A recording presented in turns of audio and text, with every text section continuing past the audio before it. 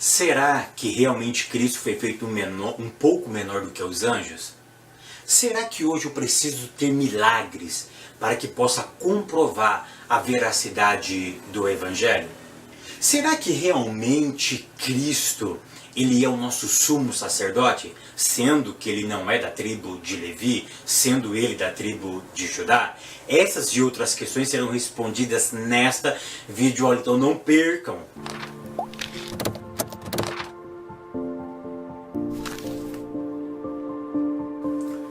A paz, queridos, que bom estarmos aqui novamente no nosso programa semanal da Escola Bíblica Dominical para darmos sequência à nossa série de estudos bíblicos baseado no tema A Carta aos Hebreus. E hoje chegamos na lição de número 2. E a lição de número 2 tem como título Uma Salvação Grandiosa. E a leitura bíblica em classe se encontra na Carta aos Hebreus, no capítulo 2, do verso 1 ao verso 18, ou seja, é todo o capítulo 2. Então, Carta aos Hebreus, no capítulo 2, do verso 1 ao verso 18. Hoje, nós vamos iniciar uma série, tá? Claro que a nossa revista são 13 aulas, já falamos uma, tem mais 12 aulas, essa mais 11, tá? Mas hoje, o capítulo 2, ele começa uma sessão de 5 exortações do escritor aos Hebreus. O escritor, quando ele escreveu essa carta aos judeus messiânicos, ele fez 5 exortações. A primeira exortação começa no capítulo 2, que vai do capítulo 2, do verso 1 ao verso 18. A segunda exortação começa no capítulo 3, do verso 6, parte B, vai até o capítulo 4, verso 16. A terceira exortação começa no capítulo 5, do verso 11, e vai até o capítulo 6, verso 12. A quarta exortação começa no capítulo 10, que vai do verso 19 ao 39. E a quinta e última exortação desse autor, do autor aos Hebreus, começa no capítulo 12, e vai do verso 1 começa no capítulo 12, verso 1, e vai até o capítulo 13, verso 22. Tá? O que é interessante notar é que todas essas admoestações têm um único objetivo. Elas vão trabalhar a ideia para nós não nos desviarmos, tá, do caminho. Tá? Cada uma vai trabalhar uma ideia um pouco diferente, mas a ideia plausível, a ideia única é justamente essa: eu não posso me desviar do caminho. A seção 1, que é o estudo de hoje, capítulo 2, do verso 1 ao verso de número 18, o nosso autor, tá? O autor da epístola aos Hebreus, ele trabalha uma ideia. E qual é a ideia? A ideia genérica é: eu não posso me desviar do caminho. Mas como que eu faço para eu não me desviar deste caminho? E aí ele vai focar no quê? No ensino da palavra. O foco desse capítulo aqui, do verso 1 ao verso 4, para ser mais preciso, é que eu só me desvio do caminho quando eu me afasto da palavra. Quando eu me afasto da palavra de Deus, acontece o quê? O ato de desviar-se. Olha que interessante, o capítulo 2 e o verso 1 começa assim: portanto convém-nos atentar com mais diligência para as coisas que já temos ouvido. O que eles já tinham ouvido? O Evangelho. E aí ele continua: para as coisas que já temos ouvidos, para que em tempo algum nos desviemos dela. Por quê? Se a palavra falada pelos anjos permaneceu firme, o que ele está falando aqui? Sobre a palavra anunciada lá no Sinai. Ou seja, ele está falando sobre a Torá.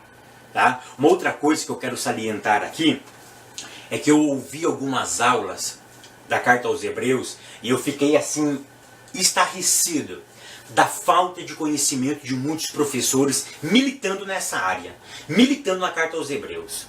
Queridos, para termos um conhecimento escriturístico e entendermos a carta aos Hebreus, é imprescindível eu ter uma mente judaica.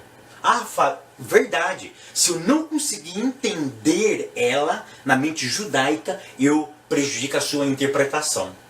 E eu ouvi, pelo menos, a primeira aula de alguns professores e, olha, e está muito ruim muitas aulas. Então, o que eu gostaria que você, meu professor, você, minha professora, quando fosse ler a carta aos Hebreus, conhecesse um pouco mais profundo a cultura judaica. Porque quem escreveu essa carta foi um judeu messiânico. E ele não poderia ter escrito, ele não poderia ser um grego, porque o grego não entende a mente judaica, tá? Ele vai ter muita dificuldade. Então esse judeu, ele escreveu para a sua comunidade judaica, e ele escreveu com pensamento judaico, ele escreveu com pensamento judeu. E muitas interpretações que nós formos fazer aqui, eu preciso fazer dentro da cultura judaica. Você não precisa ser um judeu, você não precisa ser um prosélito, porque essa não é a ideia. Eu continuo sendo o cristão, não preciso me tornar um judeu. Eu não faço parte do judaísmo, eu sou um cristão, eu pertenço à Assembleia de Deus do Brasil, mas eu preciso ler esse texto com a mente judaica. E isso não é judaizar a igreja, mas é fazer uma melhor interpretação da Bíblia para aplicar de forma correta, tá? E no verso 2, ele vai salientar justamente, olha, nós ouvimos uma palavra, nós recebemos a Torá. E agora nós acabamos de ouvir a mensagem de quem? Do nosso Senhor e Salvador Jesus Cristo. Ou seja, o que ele está salientando aqui é o poder da palavra. A palavra tem o poder de nos manter no caminho. A palavra, ela nos exorta. A palavra ela não permite que nós nos desviemos, de que nós perdemos o foco, que no caminho nós vamos nos distrair por trilhas, por atalhos, que o caminho vai nos proporcionar. Mas quando eu estou focado na palavra, nada tira o meu foco. Uma outra coisa muito interessante que eu preciso salientar aqui, antes de nos aprofundar nessa aula, é que ele começa o capítulo 2, ele escrevendo sempre na terceira pessoa. É tão interessante que quando ele escreve isso daqui, ele não escreve em caráter acusativo, mas ele escreve em tom familiar, comunitário, humanitário. Olha como ele começa aqui, ó. Convém-nos atentar com mais diligência para as coisas que já temos. Ou seja, ele se inclui aqui. Que já temos ouvido. Para que em tempo algum nos desviemos. Ou seja, ele se coloca nessa posição.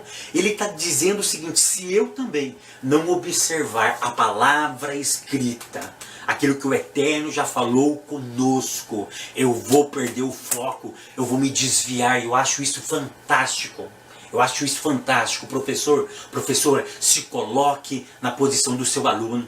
Faça com que ele sinta que você sente a mesma dor dele, que os problemas dele são seus. Não transforme essa aula em questões acusativas, mas faça parte dessa problemática. Mostre para os seus alunos que você sente também os mesmos problemas do que eles. E é isso que esse autor faz, tá? Ele não tem caráter acusativo, mas o caráter é em tom familiar, comunitário e humanitário. Queridos, essa aula, a aula 2, já está no meu blog, tá bom? Meu blog está aqui embaixo, ó, tá? Está aqui, entra no meu blog que ela já está escrita no meu blog. Tópico 1. Uma salvação grandiosa. Uma outra coisa que eu vou deixar aqui embaixo também vai ser o meu WhatsApp, tá? Se você quiser me convidar para pregar aí na sua igreja, tá um WhatsApp aqui, tá? Para agendamento. É só você entrar em contato nesse WhatsApp e fazer o convite, que vai ser um prazer adorarmos a Deus juntamente. Ponto 1. Testemunhada pelo Senhor. O que eu quero que vocês entendam nesse ponto 1 é o seguinte, que o foco do autor aos Hebreus, no capítulo 2, do verso 1 e 4, não é menosprezar a lei em relação à graça. Infelizmente, o pastor José Gonçalves, ele cometeu esse equívoco, tá? Usando a palavra para a lei de imperfeita. Eu já falei várias e várias vezes aqui. Se o apóstolo Paulo chama a lei do Senhor, na carta aos Romanos, de santa e perfeita, será que eu, Fábio Segantin, um mero mortal, que não chego nem aos pés do apóstolo Paulo, vou chamar a lei do Eterno de imperfeita? Que Deus me guarde deste equívoco. tá? O foco aqui é o seguinte, se você ler o verso 1 ao verso 4, em nenhum momento Paulo está menosprezando a lei e engrandecendo a graça. Não há uma exaltação de uma e a humilhação da outra, não. O foco dela é a valorização da palavra de Deus. Por quê? Porque o foco aqui do verso 1 ao verso 4 não é desvalorizar a lei e valorizar a graça. Mas o foco está aqui, está no quê? Que Deus sempre fala conosco. Deus sempre fala. Antigamente ele falou através da lei. E num aprofundamento do seu falar, ele fala conosco através de quem? De Cristo. E Cristo veio completar aquilo que a lei estava faltando. Aquilo que a lei precisava completar. Porque a lei apontava para Cristo, a lei falava dele, a lei clamava por Cristo e ele apareceu. E quando ele apareceu, ela se juntou, ela se completou. Aí a palavra ficou completa. Então o que você precisa entender é que aqui não existe uma desvalorização da lei e uma valorização da graça. O que existe aqui, o foco está na palavra do Eterno, que Deus sempre fala com o seu povo. É por isso que eu glorifico a Deus, porque Deus fala comigo, Deus fala com vocês, Deus fala conosco. Ponto 2. Proclamada pelos que a ouviram. O verso 3 do capítulo 2 fica evidente que o autor não fez parte do colégio apostólico. Então por isso que fica muito difícil nós falarmos quem escreveu essa carta. Tá? Por isso que muitos vão apostar em Paulo. Tá? Eu estou lendo vários autores e uma grande parte desses autores vão falar que Paulo escreveu a carta aos Hebreus, mas isso para mim, querido, não importa. O que você precisa entender é o seguinte, que o autor dessa revista, da carta aos Hebreus, ele está enfatizando que ele não viu Cristo, ele não andou com Cristo, ele não esteve com Cristo, ele não participou de Cristo, ele não teve nenhum contato com o Senhor Jesus. É isso que ele deixa muito bem claro. Tá? E uma outra coisa que ele deixa muito bem claro é que Cristo anunciou o Evangelho. Tá? Cristo morre. Quem é que anuncia o Evangelho agora? Os apóstolos. Cristo morre. Quem que anuncia o Evangelho? Os apóstolos. Você sabe qual é a lição que eu aprendo aqui nesse ponto 2? Que em cada geração precisa explicar o verdadeiro Evangelho. Olha a temática que eu quero que vocês levem para a classe de vocês. Cristo prega o verdadeiro Evangelho.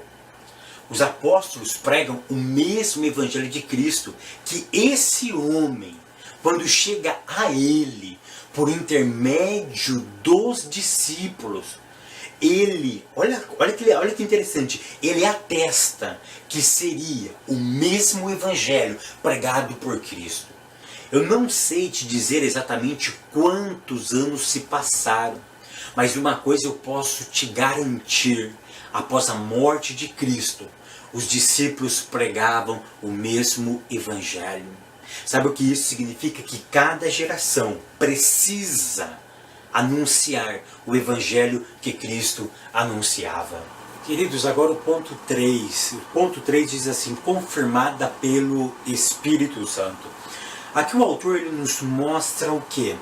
Que o Espírito Santo ele teve a sua parcela para confirmar a palavra de Deus pregada. Por quem? Por intermédio dos apóstolos. O que eu preciso salientar aqui é o seguinte, que o Espírito Santo ele tem um papel importantíssimo, tá? Na confirmação da mensagem, da proclamação do Evangelho. A pergunta que não quer calar é essa: hoje precisa ter a mesma manifestação dos dons espirituais, especificamente os dons carismáticos, para que haja a confirmação do Evangelho? É claro que não, queridos. Se fosse assim, os nossos irmãos de igrejas tradicionais que não creem nos dons do carismático, eles não pregariam o Evangelho. Ou seja, o evangelho pregado por eles perderia sua eficácia. O que o autor está afirmando aqui, que naquele momento sinais e prodígios, ou sinais e maravilhas, eram necessários para que o evangelho fosse confirmado pela sua mensagem. Hoje não existe mais isso. Tá? Hoje não precisa ter mais essa manifestação, tá? Não que ela não ocorra. Eu não estou dizendo que ela não ocorra, ela existe ainda. Porque aqui, se nós lermos a carta aos Hebreus, no capítulo de número 2, que é o texto do nosso estudo, e o versículo de número 4 diz assim: testificando também Deus com eles, por sinais e milagres, e várias maravilhas e dons do Espírito, distribuídos por sua vontade. Ou seja, ele está aqui se relacionando que naquele momento era necessário, que naquele momento acontecia essas coisas, para que, por quê? Porque eles tinham acabado de sair de uma geração que acontecia. E qual era essa geração? A geração de Cristo. Não que Cristo fizesse milagre para que o evangelho dele fosse aceito, não. Eu já expliquei em aulas anteriores que Cristo fazia e operava sinais não para comprovar o evangelho, mas para atrair as pessoas ao evangelho, para eles serem atraídos e ouvirem a mensagem de Cristo. Tá? Mas uma coisa que nós precisamos salientar, que o Espírito Santo ainda opera sinais e maravilhas. Tópico de número 2. Uma salvação necessária. Ponto 1. Por intermédio da humanização do Redentor. Agora, do verso 5 ao verso 18, há uma série, tá, de explicações do autor da carta aos Hebreus sobre a importância de Cristo ter sido humanizado, ou de ele ter se humanizado, de ele se tornar um como nós. Ele era Deus e agora ele se torna um de nós. O autor, nesse ponto, ele usa o Salmo 8 como pano de fundo para fortalecer a ideia de que Cristo veio restaurar o que perdemos no Éden. Agora, olha que interessante, capítulo 2, verso 5. Porque não foi aos anjos que sujeitou o mundo vindouro de que falamos, mas em certo lugar testificou alguém dizendo: que é o homem para que dele te lembres, ou o filho do homem para que o visite. Tu o fizeste um pouco menor do que os anjos, de glória e de honra o coroaste, e o constituíste sobre as obras de tuas mãos. O que eu quero salientar para vocês aqui é o seguinte. Vamos lá para o Salmo 8, verso 5. O Salmo 8, verso 5 diz que o homem, e eu vou deixar muito bem claro, que o Salmo 8, verso 5 está falando de quem? Está falando de Adão. Está falando sobre o homem que Deus criou. Quando Davi teve essa revelação de que Deus fez o homem, Adão, um pouco menor do que os anjos, tá? E deu para este homem o controle do universo, que ele dominasse sobre os peixes, sobre os mares, dominasse sobre as coisas criadas por Deus. Ele ficou estarrecido, ele ficou vislumbrado, ele ficou impactado por essa revelação. Por quê? Porque o homem, mesmo agora caído, ele não tinha mais domínio, mas ele foi criado na origem da sua criação como um ser dominador. O homem não foi criado, melhor dizendo, para ser dominado. O homem foi criado para dominar, para reger este mundo criado pelo Eterno. Ele foi criado como mordomo. E o texto diz que ele foi criado um pouco menor do que os anjos. Aí isso que é interessante, que o escritor aos Hebreus está falando de quem no capítulo 2? Está falando sobre Jesus. Ele está motivando, ele está alertando aos irmãos judeus que se alegrassem. Por quê? Olha a interpretação que eu vou fazer agora.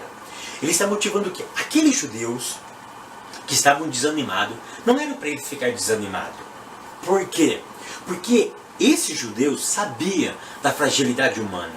Ele sabia que nós somos pecadores, que nós fomos destituídos da glória de Deus, que nós perdemos a glória que Adão tinha.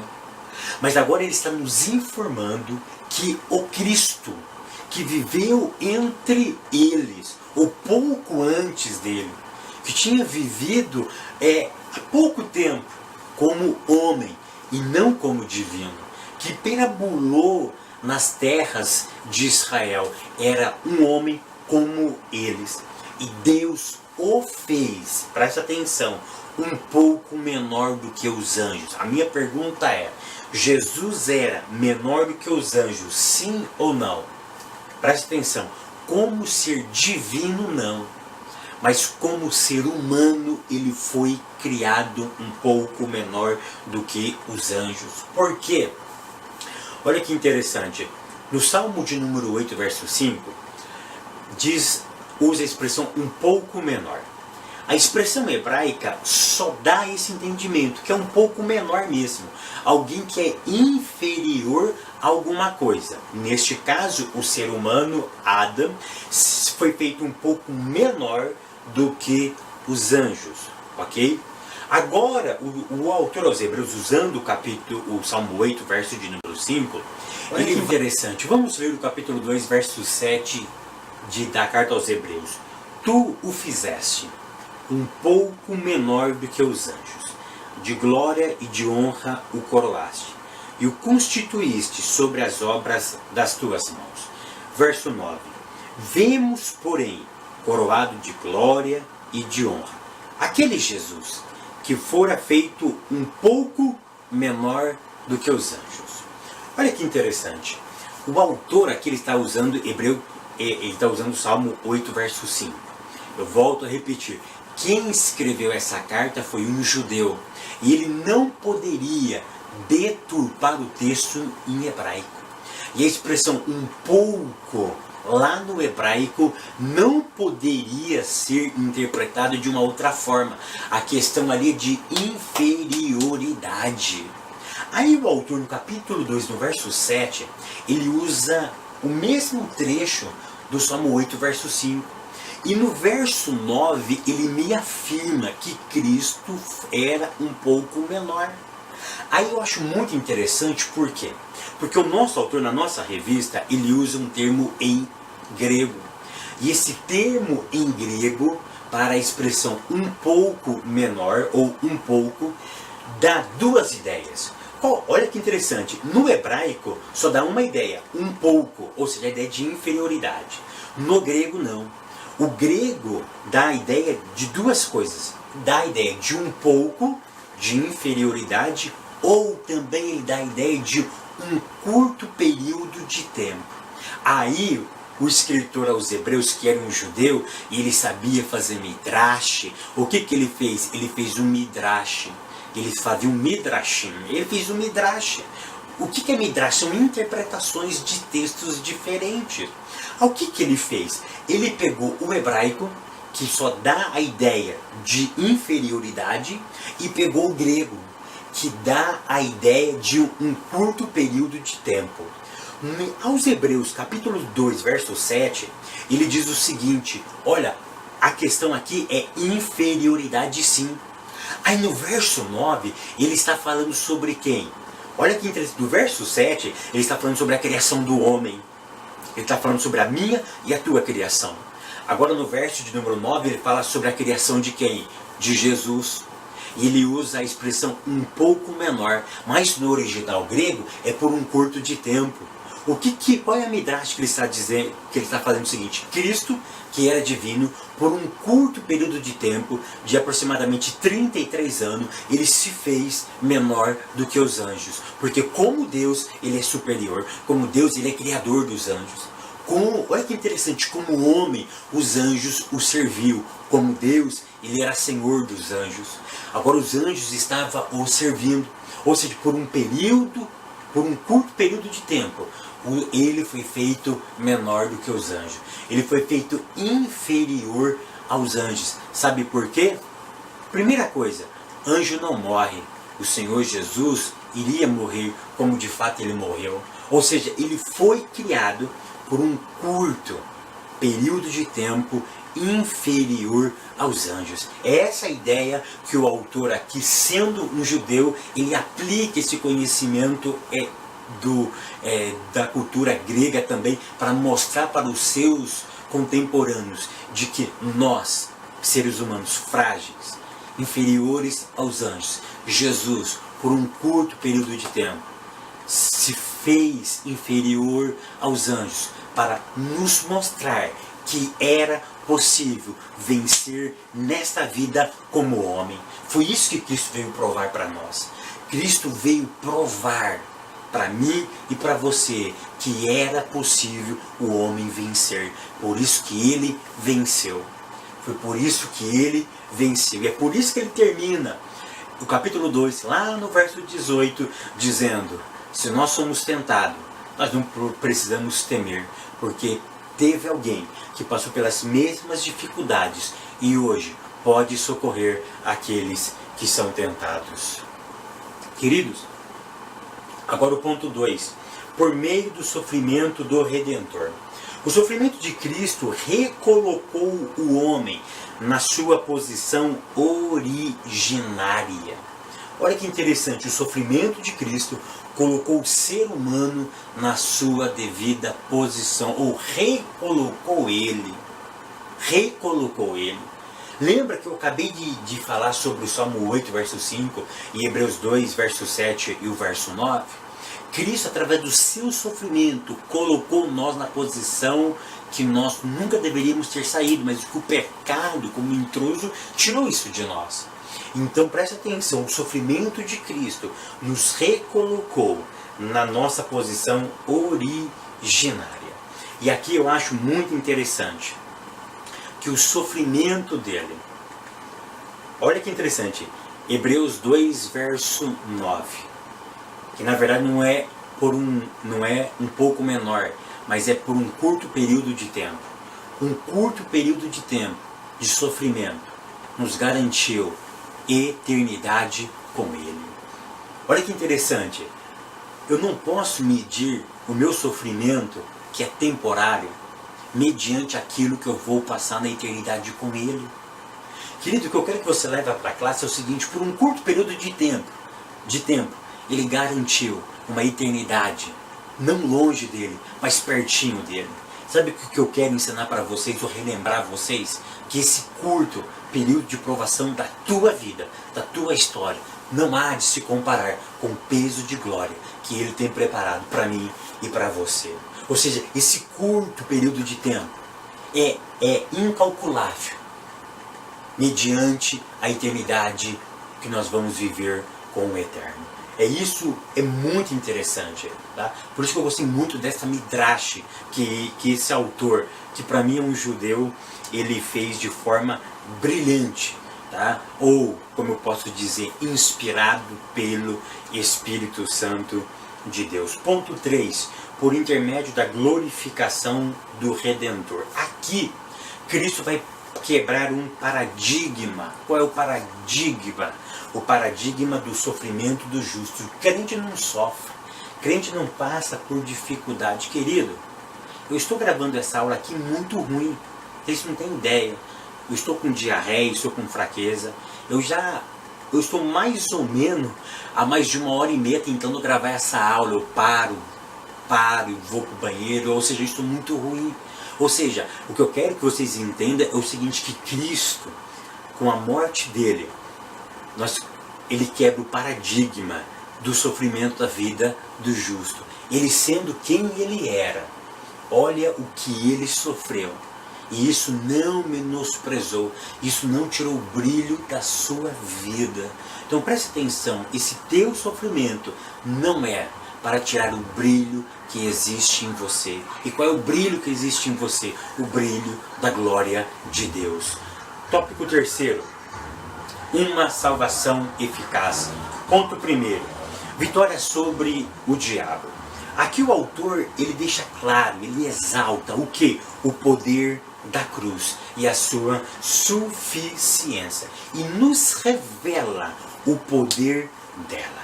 Olha a carta aos Hebreus no capítulo 2 e no verso de número 14. Olha o que ele diz. E visto como os filhos participam da carne e do sangue, também ele participou das mesmas coisas, para que pela morte aniquilasse o que tinha o império da morte, isto é, o diabo. Olha que interessante. O autor está salientando aqui o poder da cruz. Ou seja, ele aniquilou o poder do diabo por intermédio da cruz. A cruz, o seu sofrimento, aniquilou o poder do diabo. Mas o que é aniquilar? Aniquilar é destruir. E bem verdade é que vira e mexe, o diabo, nosso arqui-inimigo, inimigo de Deus, ele nos tenta, ele nos provoca, ele tenta nos derrubar. Então, como que o autor usa o termo aniquilar, aniquilamento, para um ser que ainda existe? Presta atenção, o texto ele foi um pouco mal traduzido, porque na verdade o termo não é aniquilar, o termo correto seria destronar. Tirar alguém do poder, tirar alguém do controle. Então perceba o que eu vou dizer. Cristo lá na cruz, ele tira definitivamente o controle que o diabo tinha sobre as pessoas. Ele destrona o diabo. Ele destrona o diabo. Agora ele não tem mais poder sobre nós. Ele não tem mais autoridade sobre nós. Ele não tem mais controle sobre nós. Eu li uma frase que eu achei fantástica, essa frase que diz assim: Satanás não está destruído, mas sim desarmado. É fantástico isso, ele não está destruído, mas ele está desarmado. É por isso que a carta aos Efésios nos garante que nós recebemos uma armadura, que nós fomos não desarmados, mas que nós fomos armados com as coisas celestiais para lutar com esse inimigo ainda, mesmo desarmado, mas ele ainda dá as suas últimas artimanhas, ele tem as suas maneiras de trabalhar ainda para tentar tirar nós do foco. Mas uma coisa que eu não posso negar é que o diabo não tem mais o controle sobre a vida de ninguém. A cruz tirou esse direito dele. O ponto 2 diz assim: vitória sobre a morte. Vitória sobre a morte. Uma pergunta que eu quero fazer para vocês é: quem tem medo da morte? Esses dias eu perguntei para a classe das irmãs que eu estava dando aula, e eu falei uma brincadeira, eu fiz uma afirmação e elas acharam muito engraçado, algumas concordaram, outras não concordaram. E eu disse para elas, eu não sou hipócrita e vou dizer aqui para vocês que eu tenho medo da morte. Fala, mas você é crente, você não pode ter medo da morte. Eu tenho medo da morte. Né? Porque você não tem convicção da sua salvação? Não. É que a morte nos assusta. Ela é um inimigo. Ela vai me tirar deste mundo. Eu sei que vou passar a eternidade com o eterno. Você quer ver que em algum momento da vida você acha que não tem medo da morte, mas você tem. Você fica doente. Uma das primeiras coisas que você faz é o quê? Orar. Orar a quem? A Deus. Para quê? Para Deus te curar. Para quê? Porque se essa doença não for curada, você irá morrer. Você percebeu que a nossa mente ela é focada para isso? Porque isso é a única coisa que vai acontecer na nossa vida amanhã. No futuro é a morte. E nós queremos, de uma forma ou outra, prolongar a nossa vida aqui nessa terra. Mas é tão interessante que Cristo vem nos libertar sobre o medo da morte. E é no medo da morte que o diabo, em algum momento da nossa vida, ele vai trabalhar. Como ele trabalha? Se você tem medo da morte, usufrua da vida agora. Porque você não sabe o que vai ter depois da eternidade, depois da morte. Ou seja, ele usa o medo da morte para, às vezes, fazer com que nós nos desviamos do caminho. O que nós precisamos ter em mente? Que eu não posso ter medo da morte. Por quê?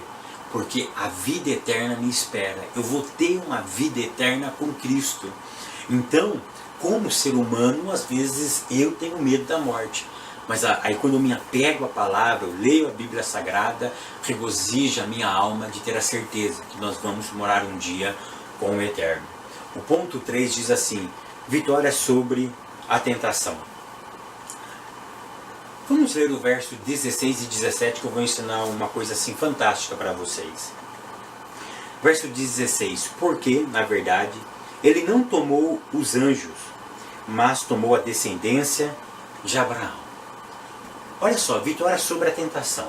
Por que ele entende você e eu hoje? Porque ele não tomou a natureza de anjo. Olha que interessante, ele não tomou a natureza de anjo. Ele tomou a natureza do homem. Ou seja, ele se fez homem. Olha que interessante. Ele se fez homem. E homem de que etnia? De que lugar? Ele se tornou o quê? Um etíope? Além de ser humano, ele se tornou quem? Alguém da Mesopotâmia? Não. Ele se tornou quem? Alguém da Arábia Saudita? Alguém do Irã? Do Iraque? Não. Ele se tornou um israelita, ele se tornou um judeu. É isso que diz o verso de número 17, o verso de número 16, porque na verdade ele não tomou a natureza dos anjos, mas tomou a descendência de Abraão. Olha que interessante, ele veio e se encarnou. Ele não toma a natureza de anjos, ele toma a natureza humana e se torna um judeu, e ainda da descendência de Isaac, da descendência de Abraão, da descendência de Jacó. Mais específico, além de ser judeu, ele era da tribo de Judá. Olha que interessante isso. Isso é fantástico. Por isso que eu volto a repetir. Eu preciso ler esse texto com uma mente judaica. E ele está focando aqui. Ele está focando que... Por que ele fala sobre a descendência? Porque ele poderia muito bem dizer, olha, ele é simplesmente da natureza humana. Mas por que ele foca? Descendência de Abraão. Abraão deu descendência a que povo? Ao povo judeu. E o povo judeu daquela época era um povo inferior.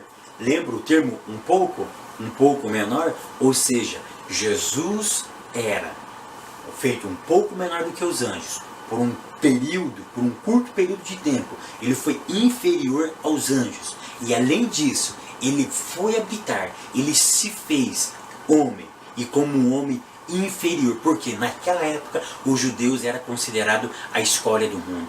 Os judeus eram um povo considerado inferior, e até hoje, por causa do antissemitismo, acredito que o povo judeu é um povo inferior. Por isso já tentaram dizimar esse povo. O que Adolf Hitler fez com os judeus? Por quê? Porque era uma raça impura. Essa ideia é uma ideia antiga. E é por isso que o escritor aos Hebreus, ele põe esse detalhe. Que ele era da descendência de Abraão. Para mostrar para os leitores de que realmente ele foi feito inferior por um curto período de tempo. E para os homens ele era inferior. E o autor também ele vai nos mostrar o que a tentação é uma realidade. E não adianta, meu querido, minha querida, negar a realidade ou a atividade da tentação em sua vida. Sabe por quê? Porque um dia mais cedo ou mais tarde ela vai te pegar. Mas sabe qual é a boa notícia que eu tenho? A boa notícia que eu tenho é o verso 17, que diz assim: pelo que convinha que em tudo fosse semelhante aos irmãos. Essa expressão aos irmãos, que o nosso autor dá na sua revista como os salvos, não é verdade. Ele está falando sobre a comunidade judaica que acreditava no Messias. Esses irmãos aqui é o relacionamento que ele tinha com a cultura judaica, com os irmãos judeus. É por isso que Paulo diz, se nós aceitarmos Cristo, nós vamos fazer parte das alianças. Tudo aquilo que era para o povo de Israel, nós passaremos a ter direito. É isso que ele está dizendo. Ele está se referindo aos judeus, mas é claro, pensando nos gentios que abraçariam a fé. Aí ele está dizendo que esse que era inferior, que era judeu, ele se fez como um de nós, se assemelhou aos seus irmãos, aos judeus, para ser misericordioso e fiel. E agora ele toca num assunto, sumo sacerdote.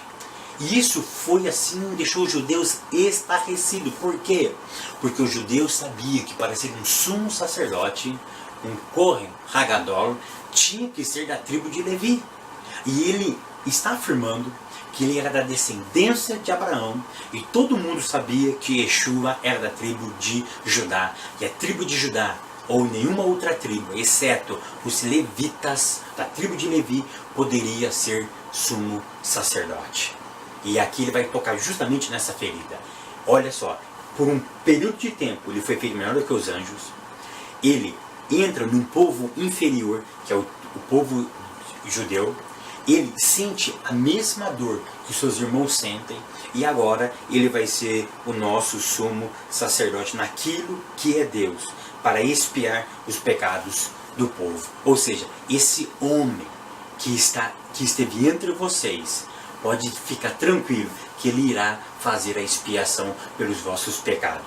E aí ele termina de forma belíssima dizendo o seguinte: pode ficar tranquilo, ele entende o teu sofrimento, porque ele passou o teu sofrimento. É por isso que ele termina o verso 18 dizendo: porque naquilo que ele mesmo, sendo tentado, padeceu, pode socorrer os que são tentados. Ou seja, ele passou na pele o que você passou, o que você passa. Se ele passou, ele vai te ajudar, porque ele é sumo sacerdote. Ele é o Kohen Hagadol, ele é o grande sumo sacerdote, e ele vai fazer capará, ele vai fazer expiação pelos seus pecados. Na verdade, ele já fez lá na cruz do Calvário. Eu termino essa aula dizendo que a nossa geração possa verdadeiramente anunciar o verdadeiro Evangelho. Que Deus nos guarde, que Deus nos abençoe, e até semana que vem, querendo Deus.